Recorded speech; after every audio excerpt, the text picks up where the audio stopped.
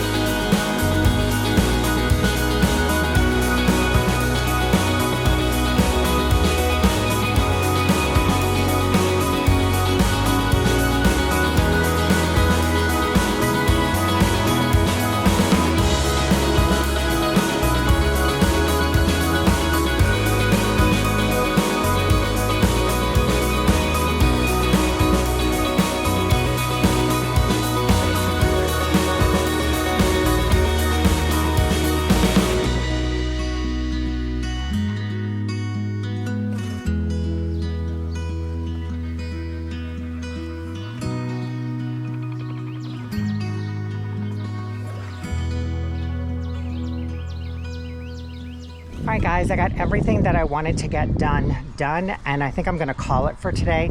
Even though the sun is still out, the humidity is intensifying.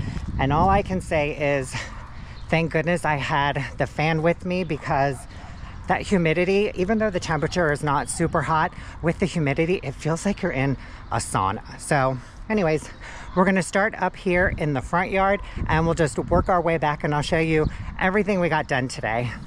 We replaced the Green Arrow Alaskan cedar with a fresh one.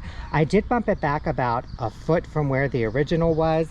We dug our hole, I added some biotone starter fertilizer, planted it, and I used a green garden stake and some plant ties to stake up the top part of it so it grows a little more upright, because it is still a baby, so a lot of this wood has not hardened off yet, as opposed to lower down the trunk. If you can see, it's a lot darker, but you can see this is still kind of yellowy green. It needs to age a little more, but really happy with the replacement, and I'm hoping that it actually takes and thrives. Let's make our way back to the vegetable garden now, and here is our new 2x3 raised bed. And I amended the soil with a little bit of starter fertilizer, and I planted the leftover candy and green onions and a basil plant that Mo brought home from work, watered it all in, so now we have some more onions.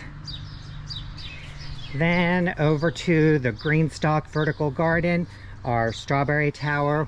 We got every little pocket with strawberries fertilized, and I just took like a little tablespoon for each one, put it in, used a wooden chopstick and just scratched it all in. I didn't water it in because Mother Nature will take care of that, but these are now fully fertilized. I forgot to take after a few of the runners, so I just want to get in here and just snip these off.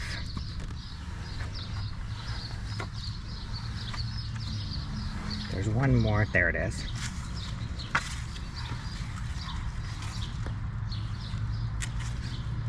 I'm trying to stay on top of the runners until later in the summer, because I don't want the strawberries sending all of their energy into reproducing. I'd rather them focus on fruit production. Then later in the summer, I'll let a few runners go and fill in some empty pockets. Last but not least is our Weeping Blue Spruce transplant. I really love it in this space. I love that we were able to unearth it from back there, because you can see right where it was, look how dark it is there. So I'm so glad we were able to bring it forward. It can get a lot more sun.